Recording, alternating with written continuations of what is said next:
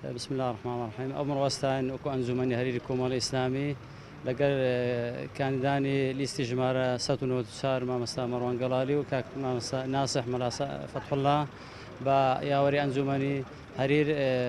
تيمة كمان بيك هاد بلا سمبراني هاوكاري براني خليفان وأنجمني سركرداتي تيمة كمان قران دكان بدكان للآن خرشي حرير وبيشواشي قرم وقرمان لكراو زور هاوکار بوون. ئەمڕۆ لە درێژەی هەڵمەتەکانی بانگەشەکردن بۆ لیستی 1940 کۆمەڵی ئیسلامی هاوشانی برایانمان لە مەڵبەندی هەشتی سۆران و هەردوو ئەنجومەنی خەلیفانی کۆمەڵی ئیسلامی و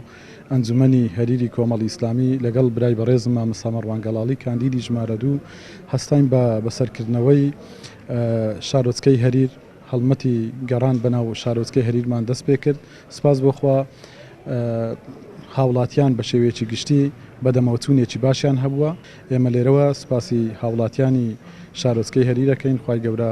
سەلامەتیان بکە و هیوادارین دەنگ و متمانە بە کاندیدانی کۆمەڵی ئیسلامی و بە لیستی 1940 کۆمەڵی ئیسلامی بەخش. و ئاستی پێشوازیکردنی خەڵکی هەریر ئەلحەمدولیلا لە ئاستێکی بەرزدان و کۆمەڵی ئیسلامی وەکو بڵێ ئاشنان بە کۆمەڵی ئیسلامی و ئەو هەڵوێستە جوانانەی کە کۆمەڵی ئیسلامی لە ڕابردوو بوویەتی ئەرچی ئێمەی زۆر سوک کردووە، یعنی ئێمە ئەتوانم بڵێم ئەوان کێمە سەلامیان لێ دەکەین ئەوان هەڵوێستەکانی کۆمەڵی ئیسلامی بەبیر ئێمە دێننەوە و مەسپاسی ئەو وەفایان دەکەین و خوازیاریشم متمانە بە لستی 1940 کۆمەڵی ئیسلامی بوو.